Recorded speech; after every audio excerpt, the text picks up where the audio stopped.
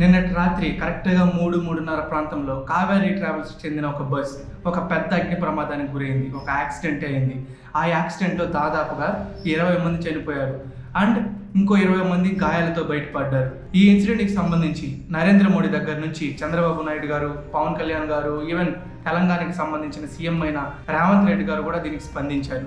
అసలు ఏం జరిగింది, అంతమంది ఉక్కిరి బిక్కిరితో ఎలా చనిపోయారు అని నిజంగా చెప్పాలంటే వాళ్ళకి తప్పించుకోవడానికి కూడా సమయం లేదు. ప్రశాంతంగా నిద్రపోతున్నారు అందరూ కూడా. బస్సు వెళ్తూ ఉంది, కానీ సడన్గా 3 కల్లా ఒక యాక్సిడెంట్కి గురై బస్సు మొత్తం మంటలతో నిండి అందరూ దగ్ధమై చనిపోయారు. ఈవెన్ ఆ బాడీస్ని కూడా ఐడెంటిఫై చేయలేకపోతున్నారు. ఆ చనిపోయిన 20 మందిలో 11 బాడీస్ మాత్రమే వీళ్ళవి అని ఐడెంటిఫై చేయగలిగారు. మిగతా బాడీస్ అన్నింటిని కూడా DNA టెస్టులు చేస్తున్నారు. అండ్ అవి అలాగే అస్థి పంజరాల్లాగా సీట్లలో పడి ఉండేది చూసి చాలా మందికి గుండె తరుక్కుపోతుంది. అసలు ఏం జరిగింది ఇక్కడ, ఈ అగ్ని ప్రమాదానికి ఎలా దారి తీసింది, ఇవన్నీ కూడా చూద్దాం. నిన్న అర్ధరాత్రి హైదరాబాద్ నుంచి బెంగళూరుకి ఒక బస్సు బయలుదేరింది. అది కూడా అర్ధరాత్రి 12 గంటలకు. అండ్ బస్సు బయలుదేరి 3 గంటలు మాత్రమే అవుతుంది. దాదాపుగా ఆ టైం 3 or 3:30 అయి ఉంటుంది. ఆ బస్సులో దాదాపుగా డ్రైవర్స్తో కలిసి 41 మంది ఉన్నారు. అండ్ కరెక్ట్గా 3:30 ఆ టయానికి బస్సు అనేది యాక్సిడెంట్కి గురైంది. కరెక్ట్గా 3 or 3:30కి కర్నూలు జిల్లాలోని చిన్నటేకూరు అనే గ్రామం వద్ద NH44 దగ్గర ఆ బస్సు అనేది ప్రమాదానికి గురైంది. ఆ బస్ ఈవెన్ ఒక్క పాటు కూడా మిగలకుండా ఓన్లీ ఫ్రేమ్ వరకే ఉంది, మొత్తం కూడా కాలిపోయింది. ఆ చనిపోయిన వాళ్ళలో కూడా 2 చిన్న పిల్లలు ఉన్నారు. అసలు ఏం జరిగిందంటే చిన్నటేకూరు అనే గ్రామం వద్ద హైవేలో ఒక చిన్న బైక్ బస్సుకి ఢీక్ ఉందనమాట. బస్సును గుద్దేసింది. అయితే గుద్దిన వెంటనే ఆ బైక్ అనేది బస్సు కిందకి వెళ్ళిపోయింది, ఆ ఇంజిన్ దగ్గరికి వెళ్ళిపోయింది. సో ఆ బైక్ లో ఉన్న ఆయిల్ ట్యాంక్ అనేది లీకేజ్ అయ్యి ఆ బైక్ ఎప్పుడైతే స్కిడ్ అవడం మొదలు పెట్టిందో, లీకేజ్ అవుతూ స్కిడ్ అవడం మొదలు పెట్టిందో, ఆ స్కిడ్డింగ్ కి చిన్న చిన్న స్పార్క్స్ మొదలవుతాయి కదా, ఆ స్పార్క్స్ వల్ల మొత్తం మంటలు చెలరేగాయి. ఆ బైక్ డ్రైవర్ కూడా స్పాట్ లోనే చనిపోయారు. ఎప్పుడైతే బైక్ స్పార్క్స్ తో కూడా మంటలతో మండుకుందో అప్పుడు బస్సులో ఉన్న వాళ్ళందరూ కూడా సాఫీగా నిద్రపోతున్నారు. వాళ్ళకి కూడా ఏమీ తెలియదు అనమాట, అది పెద్ద మంటలు అయ్యే వరకు. ఇలా ఆ చిన్న మంటలు కాస్త బస్సు లోపలికి వెళ్ళి పెద్ద మంటలుగా మారాయి. ఈ మంటలు పెద్దవయ్యే వరకు ఆ బస్సులో ఉన్న ప్రయాణికులకి ఎవరికి తెలియదు అనమాట. ఈ మంటలు ఎప్పుడైతే పెద్దవయ్యాయో ఆ పొగ వల్ల, ఆ మంటలు వేడికి వల్ల వాళ్ళందరికీ మెలకు వచ్చి, కొందరు ఏమంటే ఆ టైంలో పొగకి పీల్చుకోలేక కష్టపడి ఎలాగో అలాగా అక్కడున్న ఎమర్జెన్సీ డోర్స్ కాదు, దానికి అసలు ఎమర్జెన్సీ డోర్సే లేవు, వెనకాల ఉన్న ఆ కిటికీని పగలు కొట్టుకొని మరి కొంతమంది దూకేశారు. అండ్ ఈ ఇన్సిడెంట్ ఎప్పుడైతే జరిగిందో అప్పుడే ఆ బస్సు డ్రైవర్స్, 2 బస్ డ్రైవర్స్ ఉన్నారనమాట. అందులో ఒక బస్ డ్రైవర్ వచ్చి ఎప్పుడైతే యాక్సిడెంట్ జరిగిందో అప్పుడే దూకి వెళ్ళిపోయాడు భయంతో.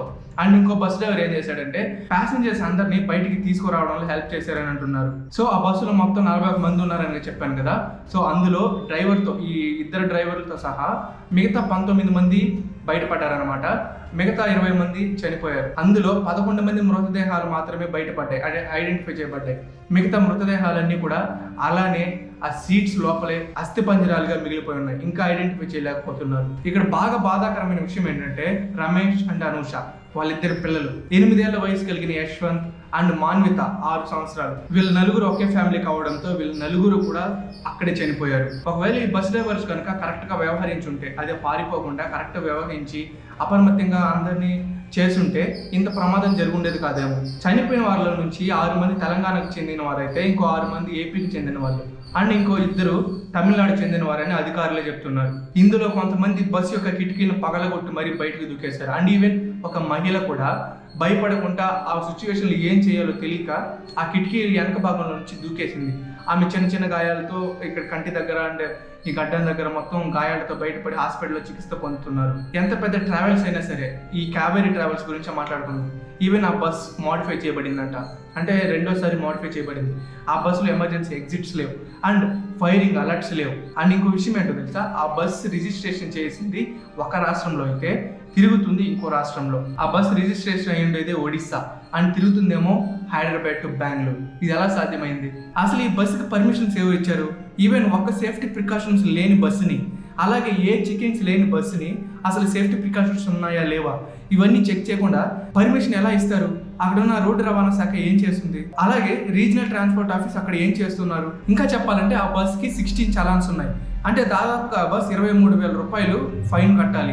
అండ్ ఈ ఇన్సిడెంట్ని చూసి స్పందించిన మోడీ గారు అలాగే మన ప్రభుత్వం యొక్క అధికారులందరూ కూడా చనిపోయిన వాళ్ళకి 2 లక్షలు, అలాగే ఈ గాయాలతో బయటపడ్డ వాళ్ళకి 50,000 చొప్పున ఇస్తారంట.